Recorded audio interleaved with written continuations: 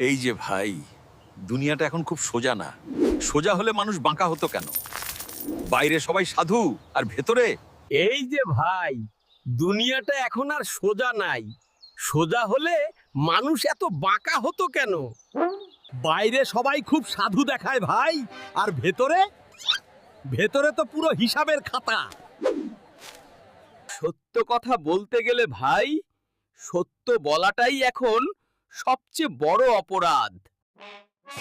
একদিকে সততা, আরেকদিকে লোভ। মানুষ এখন দেখে কোথায় লাভ বেশি। তবু ভাই, মোট কথা একটাই, ভালো থাকা কঠিন, কিন্তু ভালো মানুষ থাকা এখনো সম্ভব। দেখুন, স্বাস্থ্যই সম্পদ, আর আমার এই স্বাস্থ্য দেশের সেবায় নিয়োজিত।